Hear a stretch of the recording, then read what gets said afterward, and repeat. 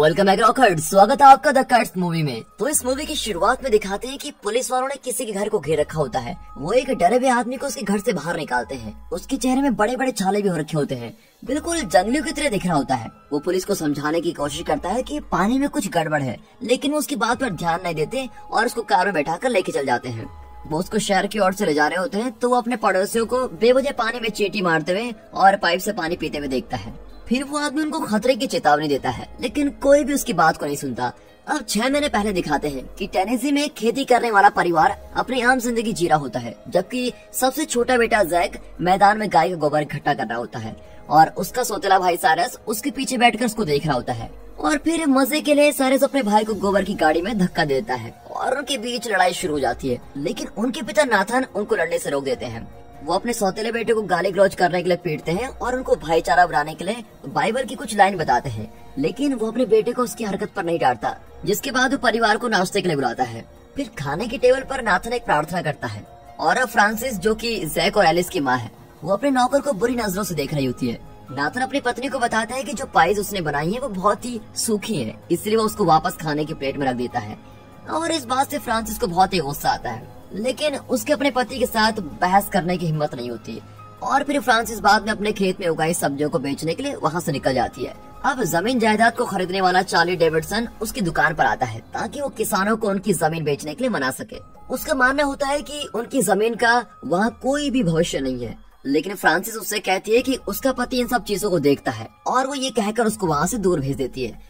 फिर सोने से पहले फ्रांसिस अपने बच्चों के कमरे में उन्हें गुड नाइट कहने के लिए जाती है, लेकिन जब वो जैक के कमरे में जाती है तो वहाँ कुछ देर रुकने का फैसला करती है कि यहीं पे रहती हूँ। वो उससे पूछती है कि सुबह क्या हुआ था। जैक को ये बिल्कुल भी समझ नहीं आता कि उसके सौतेले पिता इतने सख्त क्यों है। तब फ्रांसिस उससे कहती है कि उसे अपने पिता नाथन की इज्जत करनी चाहिए, क्योंकि उन्होंने उनकी मुश्किल समय में उन्हें अपने परिवार में जगह दी है। वो अपने बेटे से कहती है कि उसे अपने पड़ोस में नए दोस्त बनाने चाहिए और खुश रहना चाहिए। फिर रात को फ्रांसिस शीशे के सामने तैयार हो रही होती है और उसके बाद वो अपने पति के साथ सोने के लिए चली जाती है, लेकिन नाथन उसकी हरकतों के लिए उसकी बुराई करता है और कहता है कि खुशी के आगे इंसान झुक ही जाता है। ये सुनकर फ्रांसिस उससे अपना मुंह फेर लेती है, लेकिन उसकी नींद अब बिल्कुल उड़ चुकी है और नींद न आने की वजह से वो खेत की तरफ जाती है और अपनी जरूरतों को पूरा करने के लिए अपने नौकर के घर चली जाती है। उनका नौकर उसे अपने घर के पास देखता है और उसके चेहरे को छूता है। अब फ्रांसिस को मना करने की कोशिश करती है, लेकिन जब वो उसको किस करने लगता है तो वो भी उसका साथ देने लगती है। इसी बीच खिड़कियों के जोर जोर से बजने की वजह से नाथन की नींद खुल जाती है। वो देखता है कि उसकी पत्नी बेड पर नहीं है और इसी दौरान यहाँ पर फ्रांसिस अपने पति को धोखा दे रही है। इसी बीच जैक भी खराब मौसम की वजह से उठ जाता है। वो अपनी खिड़की के बाहर देखता है तो उसको एक बड़ी सी चमकदार बॉल उनकी तरफ आते हुए दिखाई देती है। वो एक मेटेरॉइड होता है जो उनके बगीचे में गिरता है और उसके गिरते एक धमाका होता है। फिर जैक सबसे पहले उस मेटेरॉइड के पास पहुंचता है और देखता है कि एक चमकदार पत्थर जमीन पर गिरा हुआ है। फिर वो उसको देखते अपने पड़ोसी डॉक्टर फोर्ब्स को वहाँ बुलाकर लेके आता है। यहाँ नाथन और फ्रांसिस भी अपने घर से बाहर आते हैं। तब नाथन फ्रांसिस को अपने नौकर के घर से बाहर निकलते हुए देख लेता है और समझ जाता है कि उसकी पत्नी ने उसको धोखा दे दिया है। और अब फ्रांसिस रोते हुए अपने पति के पीछे उस मेट्रोइड तक जाती है। डॉक्टर फोर्ब्स गड्ढे के अंदर जाता है ताकि वो उस पत्थर को पास से देख सके, और जब वो उसके पास जाता है तो उसको पता लग जाता है कि वो पत्थर बहुत ही ठंडा है। वो उस परिवार को बताता है कि ये मेटेरॉइड उन्हें कोई नुकसान नहीं पहुंचाएगा, टेंशन लेने की कोई जरूरत नहीं है, लेकिन वो उनको सलाह देता है कि उससे दूर ही रहे और जब तक इसकी जांच न हो जाए इसके पास आने की कोशिश मत कीजिएगा। अब डॉक्टर फोर्ब्स नाथन और फ्रांसिस के बीच की परेशानी को देखता है, इसीलिए वो उनको अलविदा कहकर अपनी पत्नी के साथ वहाँ से निकल जाता है। अगले दिन चार्ली डेविडसन डॉक्टर फोर्ब्स से मिलने के लिए हॉस्पिटल जाता है, जहाँ उसको पता लगता है कि वो प्रकृति को बचाने वाली संस्था को मेट्रोइड की जांच करने के लिए बुलाने वाला है, लेकिन वो उसको ऐसा करने से मना कर देता है।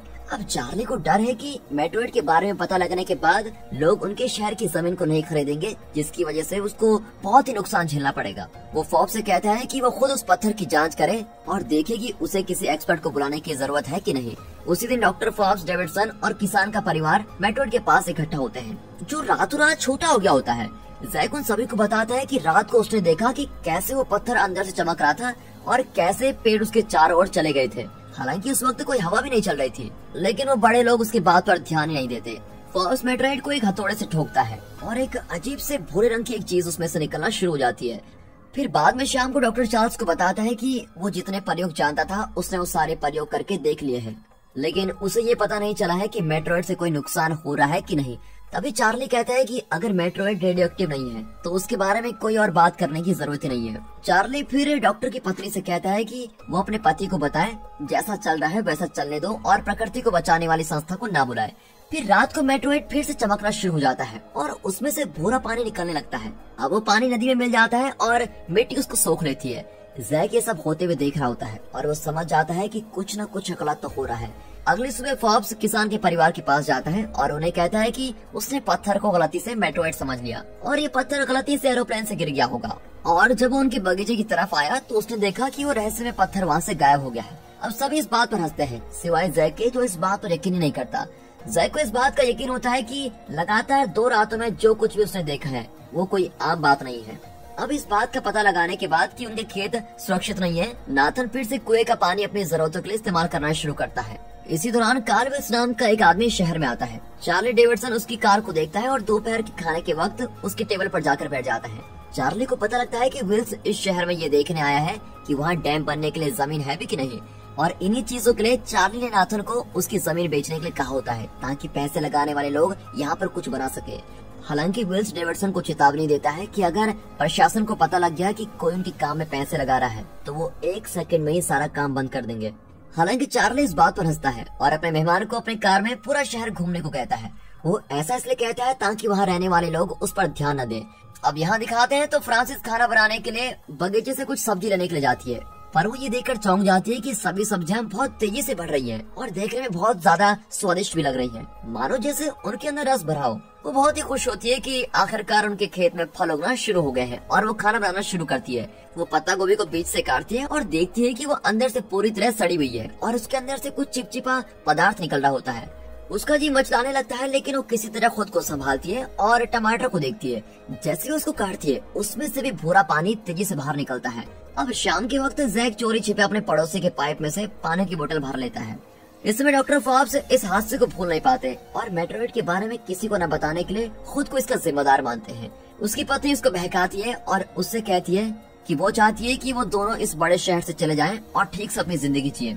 अगर कोई उस अजीब पत्थर के बारे में किसी को बताएगा तो चार्ली डेविडसन उनके इस प्लान को खराब कर देगा और फिर उसका पति भी इसके लिए मान जाता है। अब रात की खाने के वक्त दिखाते हैं तो जैक देखता है खाने के साथ कुछ गड़बड़ है और जब नाथन उसके गिलास में पानी डाल रहा होता है तो उसको ऐसा नहीं करने देता और कहता है कि पानी में भी कुछ अजीब सा स्वाद आ रहा है। छोटी एलिस भी अपनी माँ से कहती है कि सब्जियों का स्वाद बहुत ही गंदा है। सिर्फ साइरस को कुछ अजीब नहीं लगता, पता नहीं क्यों, और वो लालचियों की तरह खाना खाते रहता है। अब माँ अपने बच्चों से कहती है कि वो ये पानी बहुत सालों से पी रहे हैं और पानी के साथ सब कुछ ठीक है।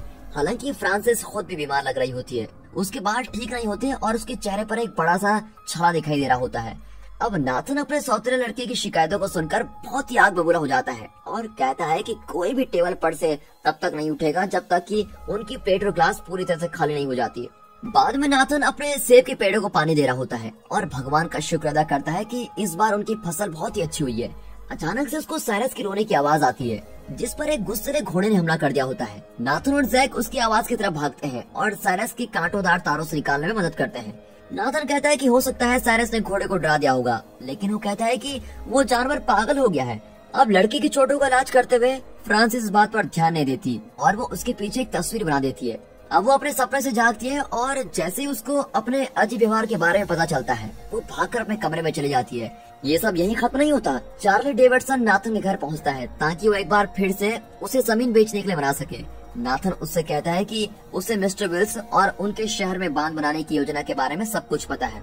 वो अपना खेत कभी नहीं बेचेगा क्योंकि इस साल उनके खेत में बहुत ही अच्छी फसल उगी है। नाथन अपने खेत में से चार्ली को एक स्वादिष्ट देखने वाला सेब खाने को कहता है। अब चार्ली सेब को खाता है और उसको देखकर उसको बहुत ही गंदा लगता है कि पूरा सेब तो कीड़ों से भरा हुआ है। हालांकि उसकी बात का यकीन न करते हुए नाथन दूसरा सेब काटता है और देखता है कि वो सेब भी कीड़ों से भरा हुआ है। अब एलिस मुर्गियों के पिंजरे में उन्हें खाना खिलाने जाती है। देखती है कि वहाँ बहुत सारे पंख उड़ रहे हैं और मुर्गियाँ खाने पर बहुत गुस्से से चोंच मार रही होती है और कुछ देर बाद वो लड़की पर ही हमला कर देती है। अब एलिस की रोने की आवाज नाथन और उसके भाइयों को सुनाई देती है और वो सभी भागते हुए मुर्गियों के पिंजरे में जाते हैं। वो मुर्गियों से लड़ते हैं और एलिस को वहाँ से बाहर निकाल कर बचा लेते हैं। अब जैक देखता है कि मरी हुई मुर्गियों के मुंह से भूरा पानी निकल रहा है और एलिस की जांच करने के बाद फॉब्स देखता है कि फ्रांसिस का वजन बहुत ही कम हो गया है और वो ठीक भी नहीं लग रही है। फिर वो उसको अपने क्लिनिक में बुलाता है, लेकिन उसका पति उसको घूर रहा होता है, जिसकी वजह से वो इस बात का कोई जवाब ही नहीं देती। अब शाम के वक्त पूरा परिवार एक जगह इकट्ठा होता है। नाथन बड़बड़ाता है और उस कंपनी पर केस करने के लिए वादा करता है जिसने उनकी पूरी फसल को बर्बाद कर दिया है। अब फ्रांसिस को दिखाते हैं तो बड़े जंगली तरीके से उसकी जुराब को सिल रही होती है और टीवी की एक धुन गुनगुना रही होती है। वो एक बार फिर से दर्द की वजह से रोने और चिल्लाने लगती है और उसका परिवार देखता है कि उसने जुराब को सिलते हुए जबरदस्ती अपने हाथ में सुई घुसा ली है। जैक और नाथन उसको रोकने की कोशिश करते हैं, लेकिन वो उनको धक्का देकर अपने आप से दूर कर देती है। अब आखिरकार साइरस और उसके पिता किसी तरह फ्रांसिस को पकड़ लेते हैं और उसको पकड़कर कमरे में लेके जाते हैं। बेचारा डरा हुआ जैक डॉक्टर को बुलाता है ताकि वो उसकी माँ को ठीक कर सके, लेकिन जैसे ही फॉब्स उनके घर पहुँचता है, नाथन और साइरस दिखावा करते हैं जैसे कुछ हुआ ही ना हो। अब जैसे डॉक्टर वहाँ पर आता है तो नाथन जैक के चेहरे पर न्यूज़पेपर से मारता है। वो उसे मना करता है कि किसी भी बाहर के आदमी को उससे बिना पूछे परिवार की परेशानियों के बारे में न बताए। अब वापस घर जाते हुए डॉक्टर फॉब्स देखता है कि उनके पड़ोसियों के कुएं में एक अजीब सा भाप निकल रहा है। फिर वो जांच करने के लिए थोड़ा सा पानी वहाँ से लेके जाता है। अगले दिन मिस्टर विल्स नाथन के घर जाते हैं, जहाँ पर फ्रांसिस चाकू हाथ में लिए उस पर हमला कर देती है। हालांकि नाथन अपनी पत्नी को सही समय पर रोक देता है और वो अपनी पत्नी को डरे हुए विल्स से दूर लेके जाती है और नाथन उस बिना बुलाए मेहमान को वहाँ से जाने के लिए कहता है, लेकिन वो मेहमान भी वहाँ पर रुकना नहीं चाहता और भाग जाता है। अब इस बार फॉब्स आगे जांच करने का फैसला करता है, ये जानने के लिए कि उनके पड़ोसी के खेत में चल क्या रहा है। वो पानी को जांच करने के लिए एक लैब में लेके जाता है और एक डॉक्टर उसको बताता है कि पानी की जांच के नतीजे कुछ दिन में मिल जाएंगे, आप टेंशन मत लो। फ्रांसिस की तबीयत बहुत ही बिगड़ रही होती है और खाने की टेबल पर वो बड़ी बेतुकी बातें कर रही होती है। वो खाना अपने हाथों से खा रही होती है और उसका पूरा चेहरा लगभग छाले से भरा हुआ होता है। नाथन और साइरस उसकी इस हालत को नजरअंदाज कर देते हैं और जैक अपनी माँ को इस हालत में देखकर बहुत ही दुखी होता है, इसलिए वो खाने की टेबल से उठकर चला जाता है। हालांकि नाथन उससे कहता है कि वो अपनी बहन के लिए खाना उसके कमरे में लेके जाए, लेकिन जैक चुपके से खाने का टॉयलेट में फेंक देता है। अब खलियान में दिखाते हैं तो वहाँ पर नाथन देखता है कि उसके जानवर जिंदा सड़ना शुरू हो गए हैं और ये सब देखकर बहुत ही डर जाता है। ये वो पता लगाने की कोशिश करता है कि आखिर यहाँ पर हो क्या रहा है। फिर कुछ कीड़े उसके जानवरों के अंदर से निकलकर उछलते हुए किसान और उसके बेटे के ऊपर गिर जाते हैं। साइरस के चेहरे पर भी छाले आना शुरू हो गए होते हैं। अब रात को नाथन अपने बेड से बंधी पत्नी के बगल में बैठा होता है और बाइबल में से कयामत के 4 घुड़सवारों के बारे में पढ़ रहा होता है। नाथन को इस बात का पूरा भरोसा होता है कि ये सब फ्रांसिस के पापों की वजह से हो रहा है। नाथन को तो नींद आ जाती है और उसकी पत्नी किसी तरह अपने आप को खोल लेती है। फिर सीढ़ियों के नीचे से अजीब सी आवाज़ों को सुनकर जैक देखने जाता है कि नीचे चल क्या रहा है और अचानक से फ्रांसिस उसके सामने आ जाती है। उसका पूरा चेहरा पस से भरा हुआ होता है और उसके बाल भूरे हो गए होते हैं और काफी बाल झड़ भी गए होते हैं। फ्रांसिस चिल्लाती है और अपने लड़के पर एक लोहे की रॉड से हमला कर देती है। अब नाथन उसकी आवाज को सुनकर उठ जाता है और बाइबल की बातें बोलते हुए जबरदस्ती अपनी पत्नी को घसीटकर तहखाने में लेके जाता है। साइरस भी ये सब देख रहा होता है और वो पागलों की तरह हंसते हुए अपने पिता से कहता है कि उन्हें फ्रांसिस को मार देना चाहिए। अब एलिस अपनी प्यारी माँ को इस हालत में देखकर बहुत ही रोने लगती है। फिर पानी की जांच के नतीजे अब लैब से आ चुके होते हैं। लैब का एक आदमी डॉक्टर फॉब्स को बताता है कि पानी में नई तरीके का पदार्थ मिला हुआ है, जिसकी वजह से वहाँ का पानी बहुत ही जानलेवा हो गया है, बिल्कुल वायरस की तरह। अब ये सुनते ही वो समझ लेता है कि उसने कितनी बड़ी गलती कर दी है। फॉब्स लैब से निकलता है और मिस्टर विल्स को कॉल करता है। फिर वो उसको किसान के घर आने को कहता है ताकि वो सारी बातें उसको बता सके। फॉब्स डेविडसन को भी कॉल मिलाता है ताकि वो गंदे पानी के बारे में उसको भी बता सके, लेकिन डेविडसन पहले उसके घर पहुंच चुका होता है। यहाँ चार्ल्स दूसरे रास्ते का इस्तेमाल करने का फैसला करता है और वो मिसेस फॉब्स से मदद मांगता है कि वो किसान के परिवार को उनकी जमीन बेचने के लिए मना ले। उसके बाद वो उन्हें सारे पैसे दे देगा और अपना घर बेचने के बाद फॉब्स का आगे का जीवन बहुत ही अच्छा बीतेगा। फिर वो दोनों नाथन के घर पहुंचते हैं, जहाँ पर कुछ कुत्ते होते हैं। मिसेस फॉब्स उनसे डरकर अपनी कार की ओर भागती है, लेकिन कुत्ते उसको पकड़ लेते हैं और दांतों से काटकर उसकी जान ले लेते हैं। डेविडसन उससे बचने के लिए तहखाने में छुप जाता है, लेकिन उसको ये नहीं पता होता कि अंदर इससे भी बड़ा खतरा उसका इंतजार कर रहा है। उसे एक आवाज सुनाई देती है और वो मैचेस से कमरे में थोड़ी रोशनी करता है, जिसके बाद फ्रांसिस पर झपट्टा मारती है और अपने पंजे में उसकी गर्दन मार देती है और वो वहीं पर मर जाता है। और अब जहरीली सब्जियों की वजह से जैक एलिस की रात के खाने के लिए एक दुकान से खरीदा हुआ खाना लेके आता है और अपनी बहन को खाना खिलाने के बाद वो अपनी माँ से मिलने तहखाने में जाने का फैसला करता है। वहाँ पर वो अपने सौतेले पिता से मिलता है और उनसे कहता है कि वो फ्रांसिस को वापस कमरे में लेके जा रहा है। वो लड़की को तहखाने से बाहर लेके जाता है और उसका ध्यान चार्ली डेविडसन की लाश पर नहीं जाता। फिर नाथन अपने सौतेले लड़के को उसके बैग में रखी चीजें दिखाने के लिए मजबूर करता है, जिसके अंदर उसको बहुत सी साफ पानी की बोतल मिलती है और उनको देखकर बहुत ही गुस्सा हो जाता है। अब नाथन जैसे ही रोशनी में आता है तो जैक देखता है कि उसके चेहरे पर भी काले छाले आ चुके हैं और उसकी आंखें भी जंगली हो गई है। फिर जैक अपने सौतेले पिता को समझाने की कोशिश करता है कि उनके कुएं का पानी पीने लायक बिल्कुल नहीं है, लेकिन उस पर हमला कर देता है। जब वो लड़की का पीछा कर रहा होता है तब नाथन का पैर एक कुर्सी में फिसलता है और वो गिर जाता है और मौके का फायदा उठाते हुए जैक वहाँ से भाग जाता है। एलिस को उसके दरवाजे के बाहर कुछ आवाज सुनाई देती है और वो दरवाजा खोलती है। उसके दरवाजे पर साइरस खड़ा होता है, जो पूरी तरह से एक राक्षस में बदल चुका है। जैक अपनी बहन को बचाने के लिए आता है और एक बैट से अपने भाई को मारता है। उसके बाद वो एलिस को कपड़े रखने वाली अलमीरा में छुपा देता है और उसे तब तक के लिए छुपने के लिए कहता है जब तक सब कुछ ठीक न हो जाए। अब इसी दौरान नाथन सारे दरवाजों को मजबूती से बंद कर देता है और फर्श के नीचे से काफी धुआं निकलना शुरू हो गया होता है। डॉक्टर फॉब्स पीछे के दरवाजे से घर में घुसते हैं, लेकिन नाथन उसको देख लेता है और एक हथौड़े की मदद से उसको मार देता है। अब जैक नीचे आता है और घर से बाहर निकलने की कोशिश करता है, लेकिन उसका सौतेला पिता एक बार फिर उस पर हमला कर देता है और उसकी गर्दन दबाने लगता है। अब जैक उनके पैरों के बीच में लात मारकर भाग जाता है, लेकिन वो डॉक्टर फॉब्स के शरीर से टकराकर नीचे गिर जाता है। फिर नाथन अपने सौतेले लड़के को घर में कोने में पकड़ लेता है और जैक को लगता है कि वो मरने वाला है, लेकिन अचानक से मिस्टर विल्स वहाँ पर आ जाते हैं और नाथन को घास इकट्ठा करने वाले नुकीले डंडे से मार डालते हैं। अब अचानक से घर धीरे धीरे गिरना शुरू हो जाता है और जैक और विल्स एलिस को लेने के लिए भागते हुए ऊपर जाते हैं और इसी बीच साइरस जाग चुका होता है और वो उन पर हमला कर देता है, लेकिन जैक अपने भाई को सीढ़ियों से धक्का देता है। अब घर से बाहर निकलने के बाद विल्स एलिस के लिए भागता हुआ अपनी कार के पास पहुंचता है और जैक अपनी माँ को ढूंढने जाता है, लेकिन उसकी माँ पूरी तरह से राक्षस में बदल चुकी होती है और अब किसी भी तरह उसकी कोई मदद नहीं की जा सकती। फिर जैक टूटे हुए घर में से भागना शुरू करता है और जैसे ही वो साइरस के शरीर के पास से गुजरता है वो उसका पैर पकड़ लेता है, लेकिन उसी वक्त साइरस के ऊपर छत का बड़ा सा हिस्सा गिरता है और वो वहीं मर जाता है। लेकिन इसी बीच नाथन मरा नहीं होता, वो जैक की तरफ उसको थप्पड़ मारने के लिए आता है और जैक अपने सौतेले पिता से बचता हुआ किसी भी तरह उस घास काटने वाले डंडे से उसके शरीर में मार डालता है। अब मिस्टर विल्स लड़की को वहाँ से निकाल लेते हैं और वो उनको शापित घर से दूर लेके जाते हैं। फिर काफी महीने बीत जाते हैं और न्यूज में जहरीले पानी की वजह से खेत पर हुए इस हादसे के बारे में बताया जा रहा होता है। जो आदमी हमें मूवी की शुरुआत में दिखाया गया था वो मिस्टर विल्स होता है और डॉक्टर्स का मानना होता है कि विल्स ने भी वो पानी पिया होता है और इसकी वजह से उसकी दिमागी हालत बहुत ही खराब हो गई है, लेकिन अब वो बिल्कुल ठीक हो चुका है। वो ये भी बताते हैं कि जिस कुएं में जानलेवा पानी था उसे तबाह कर दिया गया है और लोगों को अब कोई भी खतरा नहीं है। मूवी के आखिर में मिस्टर विल्स का सबसे डरावना सपना सच हो जाता है। जमीन के नीचे एक रोशनी दिखाई देती है और जमीन फटती है और एक अजीब सा जहरीला पानी उसमें से बाहर निकलता है। दोस्तों, आपको इस मूवी में सबसे डरावनी बात कौन सी लगी, कमेंट करके अपनी राय जरूर